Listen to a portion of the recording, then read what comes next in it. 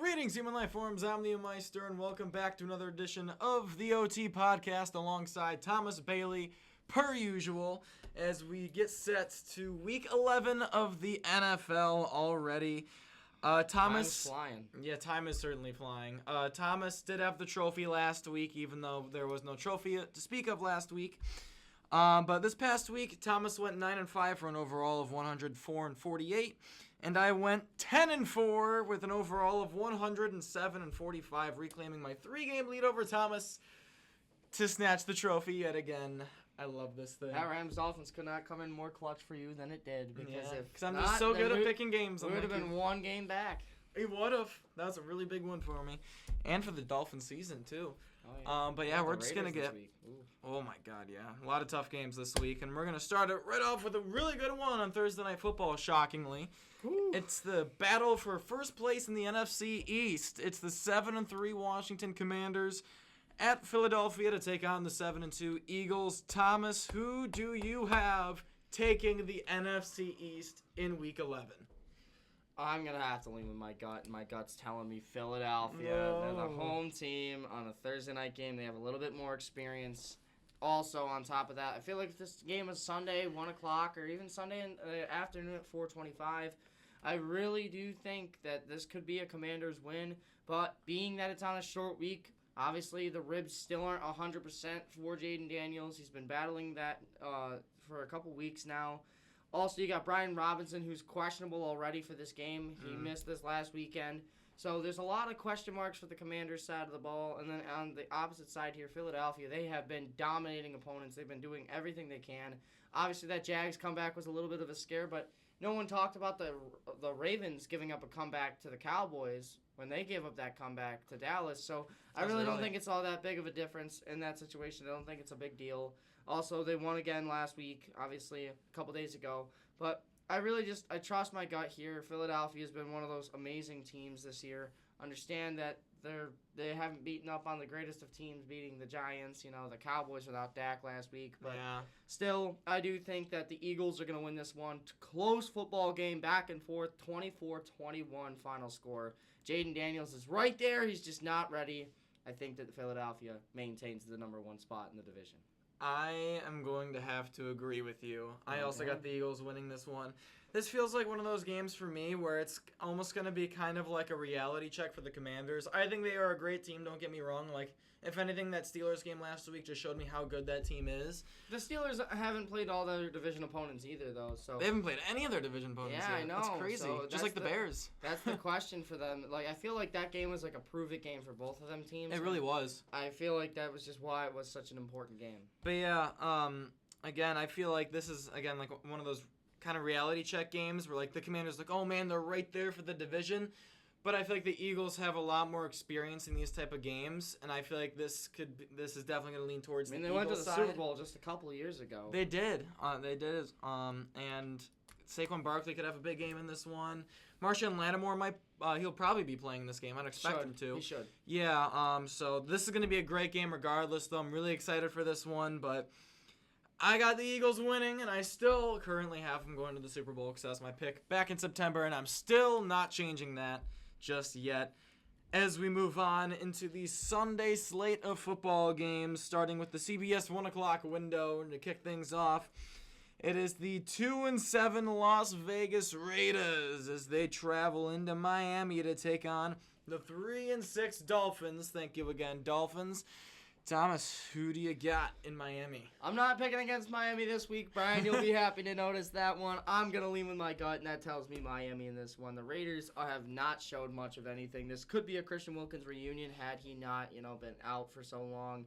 But I do think that the Miami Dolphins just have the exact formula you need to beat this kind of a team in Las Vegas.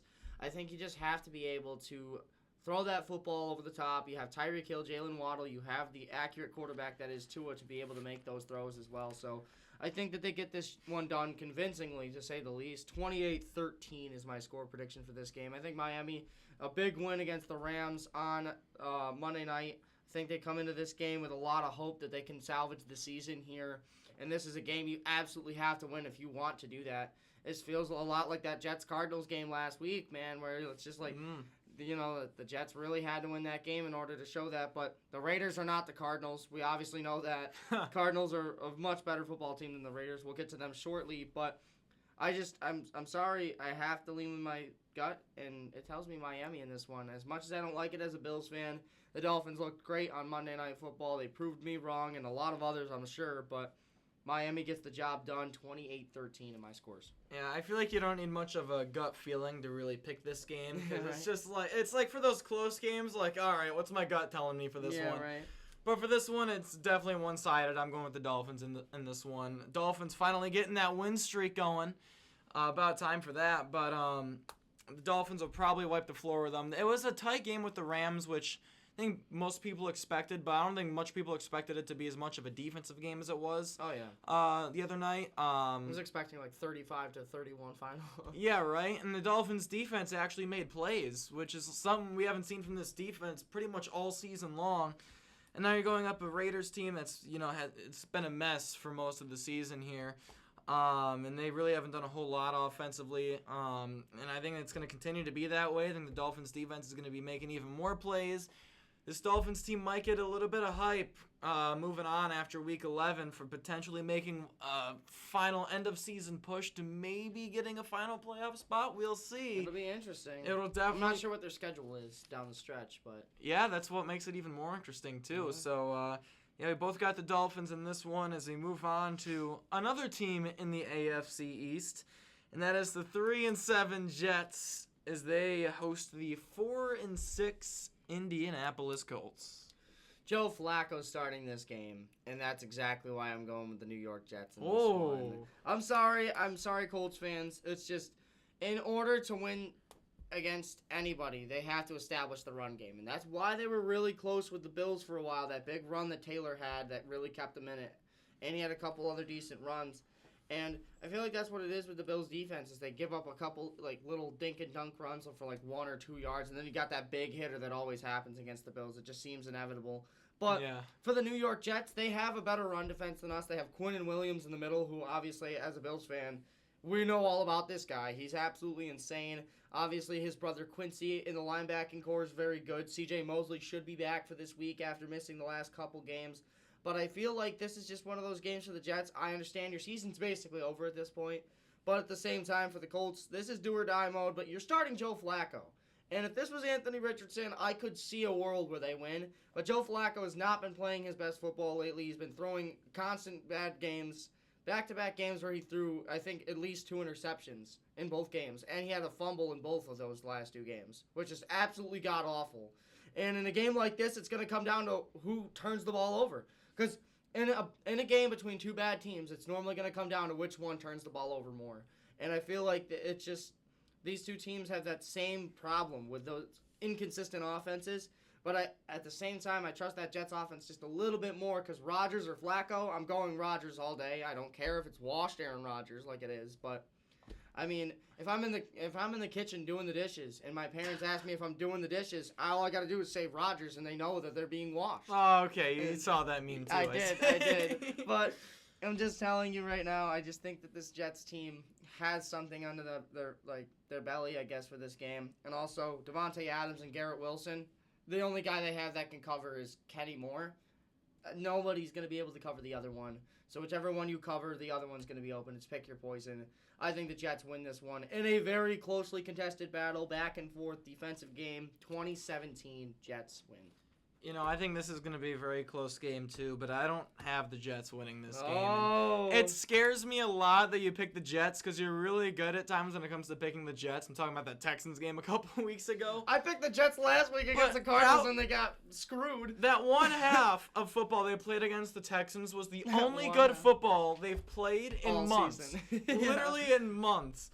And Since that Patriots game, week 3. I literally can't pick the Jets. I can't pick the Jets. No, I for get it. whatever I get reason. it. They have been flat almost all season long, except, again, that one half of football, which saved Thomas in that 1 week of picks. But regardless. Saved me. Yeah, I don't remember how many games they disagreed on that week. But anyways, the Colts have been bad too, but Jonathan Taylor, he's been really good for the most part. Joe Flacco, sure, he's been playing. He has had a lot of interceptions, to say the least, these past couple games. But he's also had in games, he's also made a lot of plays that have been decent. Like against the Bills, he had a couple like 30-yard completions in that game. Like he just whipped that thing down the field and it was right in the receiver's hands. So Flacco, I feel like, has been pretty up and down so far, and the Jets have just been down. Like that's it. It's really only been down for them. But the Jets are at home. I can definitely see the Jets winning this game, but I cannot pick the Jets to win a game right now. It's nearly impossible too. That's fair. But with that being said, we're gonna move on to Tennessee as we see the 2-7 Titans host the 7-2 Minnesota Vikings. The sluggish 7-2 Minnesota Vikings right now is Will Levis, his second game back from that injury. Thomas, who do you see winning this one? Obviously, I have to go Minnesota here. I'm sorry to the Titans fans. At this point, man, your season's over. I think we all know it by now that you really don't have the answer at quarterback in Will Levis. He hasn't looked that great. The Titans have been one of those teams that have stuck around in the first half of games and then in the second half just kind of fallen apart. And if you look at the Vikings, this is a game where I could see the Tennessee Titans winning this game because of that. You know, the Vikings really suck in the second half, and that's when the Titans also suck. But I feel like that's the thing, is it's going to come down to which team I trust more, and that's obviously a team that's got 7 wins to 2 losses. That's the Minnesota Vikings. Darnold and them haven't played that great these last couple weeks, but I think this is the game that Jettas can really get something going. I think that TJ Hawkinson has another nice game, considering they really don't have any linebackers to cover him. I do think that inevitably this is going to be one of those really lower scoring games. If you look at the last couple weeks for these guys, they gave up 10 points. They gave up, I think it was 7 points last week to the Jags. Yeah. 13 points the week prior to the Colts. So they've given up 10 points on average over the last 2 games. I have them scoring 10 points in this game. The Titans, that is. 21-10, Vikings win this one in a sloppy football game. I think this is a game that you could see them win by multiple scores, like 28-10 would be insane to see. I think it could happen. But just with how the Vikings have played on the field right now, I have to say just a little bit closer of a game, 21-10. But this could be their get-right game, and I feel like a lot of people have been saying that. I was just about to say that. This feels like one of those get-right games. Like this is one they have to, really. Yeah, really, with how the division is playing out schedule's right coming now. up. Yeah, right. But it's kind of weird, like, being able to tell, like, a get-right game from a trap game. Because, like, if the Vikings have been playing well, you'd see this game on the schedule, be like, oh, trap game, 100%. Like, this could be, like, an iffy game here. But considering that the Vikings have been kind of struggling a little bit lately, especially Sam Darnold. Sam Darnold has been kind of taking a step back a little bit since, like, that great first half start to the season for him. But this does feel like one of those games, even though the Titans do have a tough defense here. This could be another close game, another like slugfest. Like he's had a pretty low-scoring game, but if Darnold can make a good play or two here, get his confidence back a little bit, that'll be huge for this back half of the season here for the Vikings. So give me the Vikings to win this one as well and advance to 8-2 on the season, right behind the Detroit Lions. Maybe trying to get that division back from them late in the year here. As we move on, and speaking of the Detroit Lions, we have the 8-1 Detroit Lions hosting the 2-8 Jacksonville Jaguars, who may or may not be without Trevor Lawrence for the second straight week. We will see. Thomas, who do you have? Lawrence or not, they're losing by 3 scores. Oh, my God. I'm sorry, not if Jared Jags Goff fans. throws another 5 interceptions. I don't think he does. I feel like that was a game that's an outlier compared to what he has had this entire season. I think this is another one of those get-right games, really, for specifically Jared Goff. Not the Lions. Yeah. The Lions' defense played exceptional in that second half, not allowing a single point. Also, on top of that, Jake Bates looked phenomenal with a couple long field goals, including the last second game winner from 54. I do think that this Lions team is insanely very, very good, and it's a matter of time before they are inevitably the 1 seed at this point, considering it's between them and the Eagles. I don't really think anybody else, and Commanders. I can't throw out the Commanders because whoever wins that game. Fair enough, yeah. But in our predictions, we have the Eagles winning, so for this, I'll say Eagles. I do think that this Jacksonville Jaguars team is gritty. They can get some things done, but not against a team like Detroit, who is trying to get back on track after what was a god-awful game that they definitely want to just put behind them. I think that this is a game that the Lions come out early and often. They're at home, too. Detroit's winning this one 34-14. That's my score prediction. All right. If you guys want to see my score predictions, I got a slideshow video over on my YouTube channel. Should definitely watch it. Yeah, it's about 2 to 3 minutes long. It's pretty short. It's about 2 to 3 hours. Yeah, like 2 to 3 days, like business hours. But yeah, in this game, it's gonna be Lions for me as well. It's hard to pick for the Jaguars to win on this one, and I will say that they kept it really close last week with the Vikings, and if they had Lawrence, they probably win that game. I know the one time their defense plays out of their mind is the one game they don't have their starting quarterback. Yeah, right. I did just think about this as like a slight funny side note thing. Like, you know how they always compared Mac Jones to a bag of milk, especially Bills fans? And that's the one week they wear the white helmets. Oh, of course. It's kind of funny, but that's bad. If Jared Goff, like you said, in like a get-right game here for Jared Goff, similar situation to Sam Darnold a bit, I feel like. A lot different, though, because he's only had that one bad game. Yeah, Darnold's had a couple now. 3 in a row. Yeah, but it's even a bigger get-right game for Sam Darnold. But oh, yeah. But yeah, Lions can easily get back on track in this one. This could be one of those games where they just run up the score and like get over 40+ points in this one. This could also be one of those games that they win by like 3 points and you're like, whoa. No, or lose and be like, oh my God. At the same time, we said this exact same thing about the Vikings last week. Oh, they're playing the Jags. This is their get-right game. And then they won by 5 points because Mac Jones played. See, I'm just saying, man. If you think about it, if the Lions manage to lose this game, that would entirely change the landscape for a team that can get the 1 seed. That would get it much more manageable for a team like Philadelphia or Washington. Oh yeah, much more manageable for them. Yeah. The Vikings, Packers, I don't know about them because with how the Vikings have played, I don't think they beat the Lions, and with the Packers still winning games though. It's tough. That's true.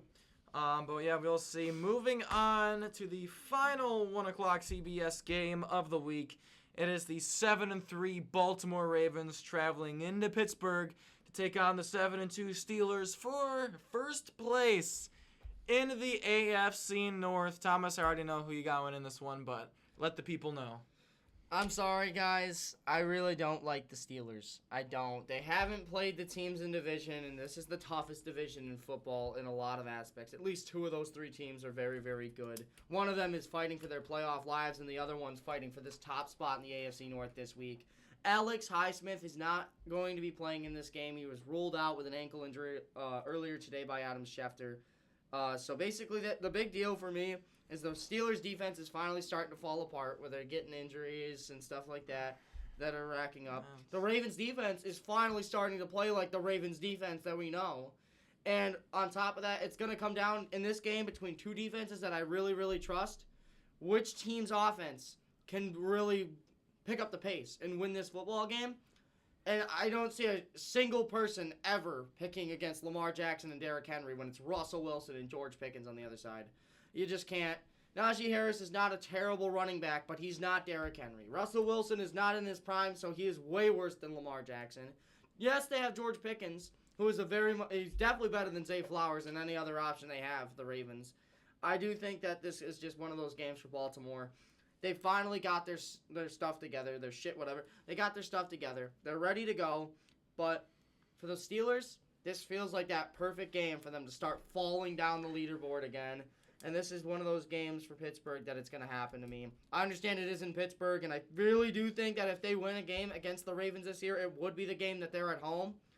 But I have to lean with my gut in one of these very, very close games. Ravens winning this one 24-17 on the road in Pittsburgh. Yeah, this is definitely one of the toughest games to predict this week.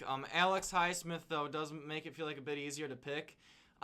Thinking which team will win this one, but I'm gonna stick with my gut here. Give me the Pittsburgh Steelers winning this one over the Baltimore Ravens. I don't trust Russ, man. I just don't. This just I don't know why. I'll throw this out there real quick before you get into this. I'm sorry. No, you're good. For all the Steelers fans watching this, everybody out there, I will make a deal with you. If the Steelers win this game against Baltimore, I will consider them a legit team. Because right now I do not. Because the way I kind of see this game a little bit, especially how my gut sees this game, if TJ Watt kind of goes off in this game, the Ravens are going to struggle on offense. And TJ Watt is that one player that can absolutely change a game. And I don't agree with you that the Ravens defense has been playing better lately. They gave up 34 points to the Bengals. I get it. It's the Bengals offense. They've been playing great this season. Amazing, not great. Yeah, they've been playing amazing. But the other thing is, too, I don't know. It's tough. It's really tough. The Bengals were even without T. Higgins, and they still put up 34 points, too, which shows how good the Bengals offense is.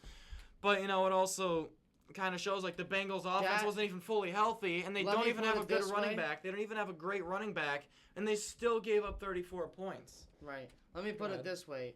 The Bills-Dolphins game. The Dolphins were up against the ropes. That was their last realistic chance at a playoff spot in their minds, right? That game came down to a 61-yard franchise record field goal by Tyler Bass. It did. The Bengals were playing for their playoff lives on Thursday Night Football in that game. They came out ready to play. They came out swinging. They were up 21-7 at one point. The good teams find ways to win games they shouldn't win. The good teams find ways to come back from down by 14. The good teams find ways to make it work when they're not at their strength. The Ravens' strength is easily running the football, obviously. But they had to throw the ball because they were down by 14 points. And they still managed to win that football game. That says a hell of a lot about this Baltimore Ravens team. It says a hell of a lot about John Harbaugh. It says a hell of a lot about the team that they're building over there in Baltimore. And that's one thing about Pittsburgh that I just don't see. That's just something you don't see with them. Mike Tomlin's not a bad coach. He's a great coach. It's just you don't have Lamar Jackson. You don't have a Derrick Henry on that offense. And if it comes down to the defenses, I understand they haven't played up to expectations. But finally, Marlon Humphrey's healthy. Fully healthy for the first time since week 6. They don't have to worry about his health for the first time ever. Nate Wiggins should finally be back. And then on top of that, the safeties started to actually, do something with Kyle Hamilton nursing that ankle injury he had. So I'm not sure what's going to happen with him, but other than that, this Ravens team, they're just one of those teams that find ways to win games, especially within this division that you have to find ways to win like that. And that's just one of these situations I don't see Pittsburgh winning in. I do think that you are correct in the sense that if they do win a game, I think against Baltimore, I think it would be the game that they're at home. So I cannot completely disagree with your take.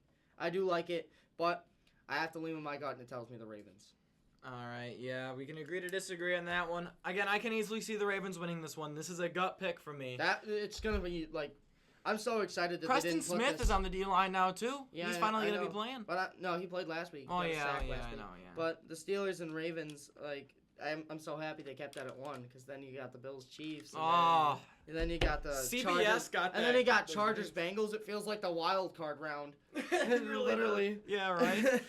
But anyways, we're gonna move on here to the Fox 1 p.m. window here, and it is an absolute shitter. It is the 2-7 Cleveland Browns coming off their bye week, traveling to New Orleans to take on the 3-7 Saints, who just beat the number 1 team in the NFC South, the Atlanta Falcons. Not saying much. Yeah, okay, all right. Who do you got winning this one, then? I have the Saints winning. Maybe it did say something. I really do. I think Rizzy had a very good first game, and it's just one of those things for me that it's like the interim coach effect. Where the interim coaches, some seasons you see that guy who just doesn't have the locker room like Jeff Ulbrich has this year. That's why I was so scared to play the Jets when they first fired Robert Saleh. Yeah, so because you never know if they were going to be really good or really bad. Yeah, and exactly. Ulbrich was the bad. Rizzy has showed that he's the good this year. Last year it was Pierce, obviously, for the Raiders. But I think that this is a game where you could win. This is a team against the Cleveland Browns who haven't looked that great this season. It's a Jameis Winston reunion for them because, Winston played for the Saints for that weird random year that he was there. But I do think that Winston's not a bad quarterback, but I feel like if it's going to come down to these two quarterbacks, Derek Carr and Jameis Winston, I trust Derek Carr to keep this ball in play a little bit more. And what I mean is less turnovers. And like I said with that Jets-Colts game, in games that are defensive showdowns, it all comes down to who you give the ball in better position to. And if Winston throws a pick on his own side of the field, even if you get him immediately, even if they don't get a first down at all in that entire drive, the Saints, and it's just instantly 4th down, it's still a field goal attempt. That's still 3 points in that situation. So realistically, it's just going to come down to turnovers in this game for me. It's going to come down to better field position to start. And obviously you can't really measure that too much, but the only way I know how to measure that is turnovers, and if I'm trusting anybody in this game, it is not Jameis Winston. So yeah, fair enough. I have to lean with my gut. I think Rizzy gets a second win in a row. They beat a Falcons team that's much better than the Browns this week. This would be the ultimate Saints move to lose this game, though. Yeah, right. 17-16 in the closest game of the week. I have these guys narrowly taking down the Cleveland Browns at home. Yeah, this was another one of those really tough games for me to predict this know. week. Obviously, the Browns coming off the bye week, and now, could you say Jameis Winston revenge game for this one? I mean, if the Browns win, they're definitely gonna milk that. Oh, Jameis Winston got his revenge. Yeah, right. But at the same time, though, you look at the Saints, and they beat a very inconsistent Falcons team. Let's put it at that. Oh, yeah, Falcons have been very up and down this season. Seahawks lost and then followed up with a big win over the Bucs that they barely won. I also feel like I'm gonna say this right now. If Dennis Allen was still the head coach and they still won last week, I would pick the Browns to win this game. Too. But Most now they have a definitely. new coach in Rizzy as their new head coach. Darren Rizzy. Yeah, I'm gonna have to go with the Saints as well in this one because it's almost like a rejuvenation a little bit in the locker room. Like, oh, we have a new guy to fight for. Let's go fight for him. See, that's why it's so difficult too, because the Browns just did that a couple weeks ago with Winston. Exactly. It was like it's quarterback or coach, and which one of these interim effects do you think is more important? I think it's the coach than it is the quarterback. Right. Because it affects both sides of the ball. Exactly. And then on top of that, they just beat the team that's first place in their division. And now they even have a new stud wide receiver, apparently, in Marquez Valdez-Scantling. Oh, yeah, right. Totally not pissed about that at all. No. But anyways, we both got the Saints winning this one. So we're going to move on to Foxborough, Massachusetts. It's the 3-7 New England Patriots hosting the 4-5 LA Rams. Might be one of the easier games, might be one of the harder games to predict. Who do you have? I think this is easier for the simple fact the Rams just lost to the Dolphins last week. This is a game that So the Patriots are winning. They can't. They cannot afford to lose this game. They really can't. They cannot afford to fall to 4-6, especially with, in my opinion, obviously since I picked them and I'm gonna pick them again this week. I think that this is the part of their schedule that's more favorable for them. Obviously, they have a couple difficult games coming up down the stretch, which we'll eventually get to, like the Bills game and a couple others in the division still with the Niners to play the Rams. and the Seahawks again. But I will say this. This is a game for the Los Angeles Rams where they really have to get this one done, and I think they do. I think Drake May and that offense has looked very good, though, so I think they keep a bit of a shootout this time compared to like what it was on Monday night, obviously. I think this time it's actually going to be a bit of a shootout. I think back and forth going on offense. I have 31-17 Rams in this one. I just think Drake May keeps it close. He keeps it competitive, but Cooper Kupp, Puka Nacua, Matthew Stafford, they pull away at the end, and they get this one done 31-17 on the road in Massachusetts. Yeah, I also got the Rams winning this one. I think the only thing that could really make this game interesting, because we know how good Drake May's been so far since he started. But the one thing that's a little bit interesting, maybe you could say, is the Patriots' defense. Because Patriots' defense has been playing really good the past couple weeks. I don't know how much. I'm really hoping they aren't this week. Yeah, right.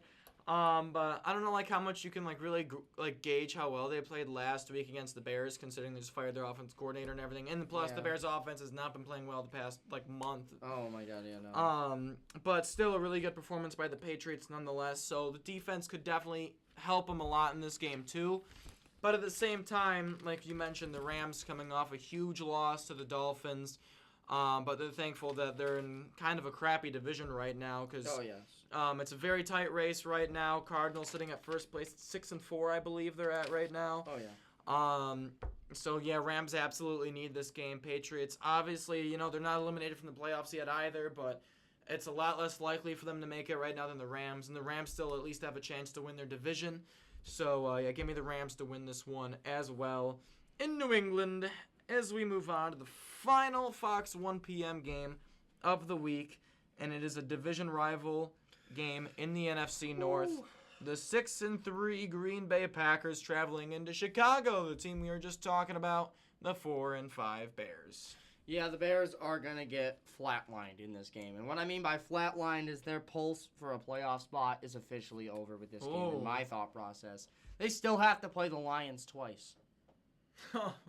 That's what it comes down to. You still have to play the Lions and Vikings, may I add, twice. And the Packers again. Yeah. They might lose out. Wait, who's that one last team that they have to play then? I'm not quite sure who that is. I have to search this up real quick. Hold on. But anyway, I think that the Bears lose this game. This is a game for them they have to absolutely win, but they lose. 27-10 is my score prediction. Green Bay gets right in this game. Jordan Love had that extra week on the bye week last week to heal up his groin or whatever the hell was injured. So, realistically, getting him healthy is obviously super important for them. I think they go off in this game, and I think they kind of, they struggle in this game. And I understand struggle when they score 27 points is hard to say, but I really think that for them that this is just something they have to have. As you're chuckling over there, why, who's the last team? The 49ers. They also have to play the Seahawks too, might I add, on Thursday Night Football. It's the final Thursday night what game you're of the season. telling me is the Bears are going 4-13. Got it. Whoa. Actually, maybe 5-12 if the Lions have nothing to play for. They have to play Seattle too. If the Lions have nothing to play for in Week 18. Also, wait. Yeah. The Lions and Bears play Week 18, right? That means Packers-Vikings for a potential wild card spot in Week 18. Anyway, back to this. I'm so sorry. We'll get to that in January. That's going to be super exciting. But back to this anyway. I do think the Packers struggle on offense. I think it's just that Bears offense is not going to be able to get much going. So I feel like they just get so many chances repeatedly that they get a couple field goals. They finally punch in a touchdown, and they win this game by a score of 27-10. They just dominate this whole game, I think. And sorry for these Bears fans, but man, you had your high marks in the beginning of the season, and now you got this. Yeah, they're flatlining right now. This is gonna be a really tough. This is almost like the Steelers. Obviously, the Steelers aren't nearly as bad as them, but they have to play their entire division still. Yeah, true. That's definitely true. But yeah, for the Bears, I feel like this is gonna be a really big test for Caleb Williams and that offense, considering especially that O-line. Yeah, since they have a new offensive coordinator right now, it's like you could say like a bit of a rejuvenation thing, but I feel like for a coordinator, more specifically, it's just trying to figure out a way to make things right in the system. Right. And so it's going to be one of those games, whether the Bears score a lot of points, let's say they score a lot of points or not, they're going to have to grind out every single yard. They're going to have to grind out every single score they get in this game. It's not going to be easy, and especially going against a really good Packers defense in this one. Who's had an extra week to heal up. Exactly, yeah, coming off the bye week, it's going to be an even bigger test for them. And, yeah, it's going to be really tough for them. And the Bears defense also, I feel like, has been... it's been tough to kind of gauge them lately. They started off good, but then they got bad, and now they're kind of middle of the pack. I wouldn't say they were even bad last week. It was like I mentioned. Only 19 points, so it's not bad, but they still lost. Well, I know, but at the same time, plus it's still a rookie quarterback. Yeah, but at the same time, it's not their fault. I don't think it's just because the Bears' offense was punting the ball every single second. They were getting tired. That's fair. Yeah, and true. That's exactly how I think it's going to go this week against Green Bay. They're going to be able to stop them at the beginning of the game, hold them to a couple field goals, and then as the game progresses and they get increasingly more tired and stuff, that's when the Packers really pouring on and they win this game big. Yeah. And that's what I was saying. I really I can't trust this Bears offense, and in turn that makes the defense bad. Yeah, it does. It certainly does. So we both got the Packers winning this one against the Bears as we move on to the 4:05 Fox window. 2 games in this window, the first of which an NFC West division game. It is the 4-5 Seahawks at the 5-4 49ers. And even though the records don't say it, but this is a huge game considering how the NFC West has played out this season. Thomas, who do you got? I got the 49ers winning this one. I think that the Seahawks are a decently competitive team. I think they're around that 7-9 win range. I feel like that's really just all you can really give them. Maybe 10 wins if they get really, really lucky with their schedule. But I think really 7. Hot, the year. Yeah, I was gonna say 7-9 is probably where I'd have them at this point. I don't think they're a necessarily bad football team. It's just the way that offense is, they haven't really gotten much going. Also, I feel like DK Metcalf is the one guy that you really can lean on and trust. I'm not sure if he's playing in this game, but even if he does, he's going to be sluggish finally coming back from that knee injury. A partially torn MCL is what it was. So tough to see there, like an MCL sprain for him. But unfortunately for them, Christian McCaffrey came back last week. He had his messes, his mess basically to clean up last week, and now he's got a game where he's finally fully ready to go against the Seattle Seahawks, and I think he torches this secondary in the passing game specifically. I think he does a lot against these guys. They just don't have a linebacker that can cover him. They literally just cut their leading linebacker in Tyrell Dodson, so he's coming to Buffalo. Buffalo. What they're doing, yeah, right, but. Don't know what they're doing exactly, but I feel like Christian McCaffrey eats in the passing game, and then also on top of that, the running game can work at any given moment for the 49ers because it's San Francisco. So I'll go ahead and lean with the 49ers in this game. I expect it to be pretty close for most of the game. The Niners pull away late. 27-17, 49ers win. I'm also going to go with the 49ers in this one. More experienced as well. Yeah, definitely more experienced. And, of course, Christian McCaffrey having another week to get more acclimated back into the game.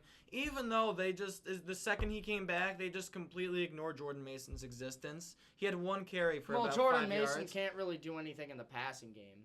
He can't, but still in the running game, he's been pretty effective. He's still one of the rushing leaders. I think the only way you put him in the running game is if it's like 3rd and 1 or something, and you need that big bruiser of a back. It's just. Well, the thing is though, McCaffrey can do it all. You can do literally anything you can ask him to. See, that's exactly why I'm saying for Jordan Mason, it's a bad point really. You just can't really use a guy who's insignificant at that point. Right. But yeah, also Brock Purdy will probably have a pretty good game in this one too. Again, going up against the Seahawks defense. But it is a division game, and these two teams always play each other tough. It'll probably be a close game. It always is. So we'll see how the outcome of this one will be, but we both got the Niners in this one. That's like you saying Matt Milano comes back and, we're not using Balin Spector anymore. Okay, that's entirely different. No, dude. It's not. That's entirely different. Milano is better than Spector in everything, and McCaffrey's better than Mason in everything. But Mason's still really good. Spector's all right, too. Yeah, all right, not good. I don't think Mason's good. I think he's just a good product of the O-line. The O-line in San Francisco is pretty good. Yeah, but still. Banks and McKivitz. And still thought that was a little interesting, though. Yeah, and Trent Williams. And it was McCaffrey's first game back, too. They didn't even try to ease him in. They just, there you go, just have fun. They're like, we need you. Right. They did against the Bucs, too. Oh, yeah. But, yeah, anyways, moving on to the next game. This game will definitely be a tough one to predict here. It is the 6-4 Atlanta Falcons traveling into Denver to take on the 5-5 Denver Broncos. Who do you got? This is a really interesting game. For the first time since the beginning half of the season, the Denver Broncos are below 500. Yeah, that's what I thought. They lose this one 21-14 against Atlanta. I think this is going to be destined to be a defensive showdown. Bo Nix is not a great quarterback on offense. I don't think he's going to be able to do much against Jesse Bates and Simmons in the secondary. And then on top of that, on the opposite side of the ball here, Kirk Cousins is going up against one of the better defenses in the game right now in Denver, who has looked very good as well. So I have to go ahead and say that this is going to be a close game, but the Falcons, they're one of those inconsistent teams, yes, and I feel like the Broncos, you can argue, are another one of those inconsistent teams. And any given week, the Broncos can just completely shatter your expectations, like last week, almost beating the Kansas City Chiefs. They should have beat the Chiefs. They should have beat the Chiefs, and that's exactly what I'm saying. I understand it's a blocked field goal and it counts as a loss, but the effort they put in, the game that they made, honestly, the game they had, if they gave that exact same effort this week against the Falcons, they'd win. And I do think so in my entirety. I do think that this is a game for Atlanta, though, that they know is super important for them, especially after losing last week. This is a big confidence game for them. Losing 2 in a row would not be good at this point in the season. I understand you're in a division right now that everyone else really sucks, except for the Bucs, who are solid, but just not right there because of the injuries and stuff. Yeah, the injuries have killed them.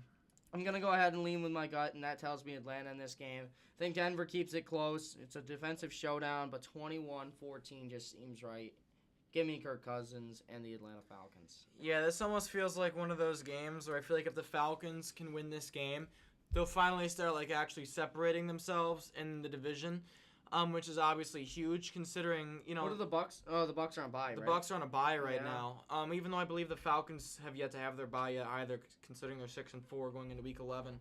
But the Buccaneers have played well, even though they haven't had their top 2 receivers. So the fact that the Bucs are still kind of hanging in there with the Falcons a little bit, considering they're as banged up as they are. If you put Baker Mayfield on the Falcons are 8-2 right now.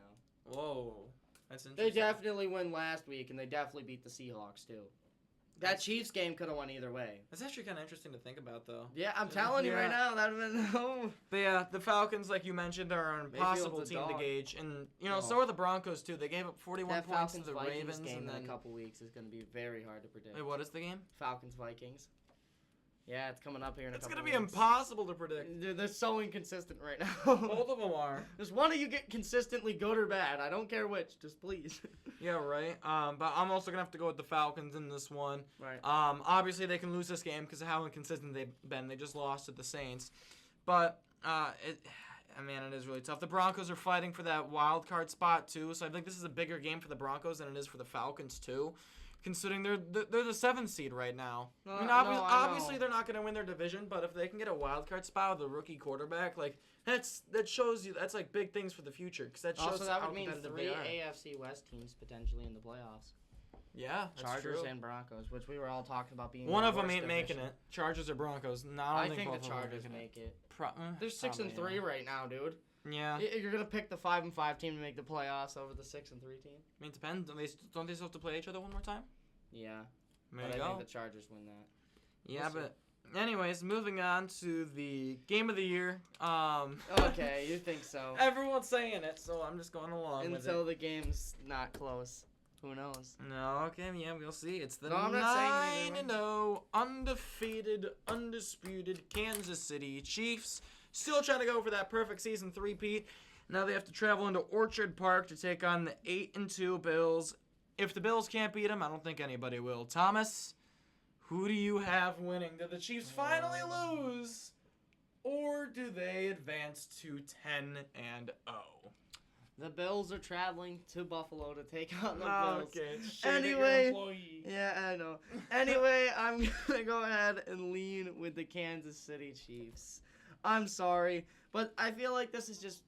Hear me out. I understand the Chiefs almost lost to the Broncos last week, and They should I have told lost I to the told one of my friends about my prediction here this week, and I told him I was picking the Chiefs, and he was like, "How? They almost lost to the Broncos last week. You don't think the Bills are better than the Broncos?" And yes, I do think the Bills are better than the Broncos, but here's the difference: Kansas City when they play the Bengals, I think the Kansas City Chiefs could have Carson Wentz starting at quarterback, and that game would still be very, very close.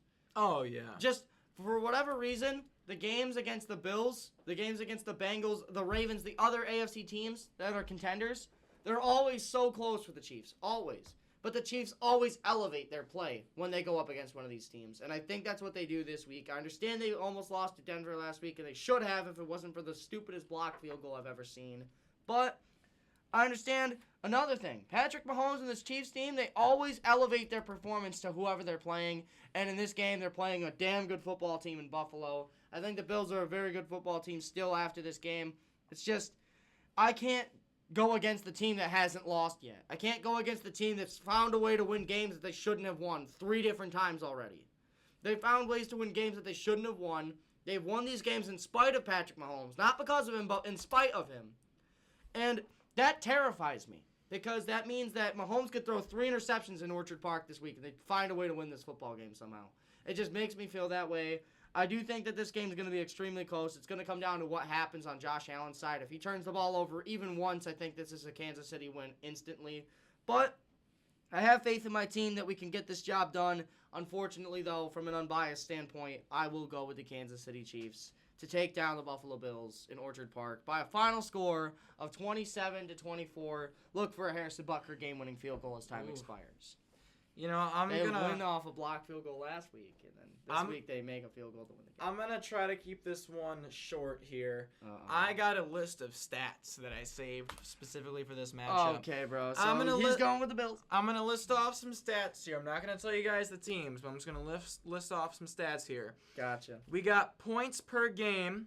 One team has 24.3 points per game. The other team has 29 points per game. Bills.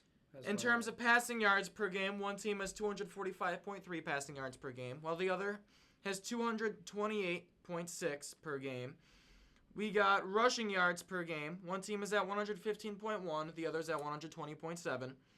Total defensive sacks, one team is at 19, one team is at 25 for the amount of sacks.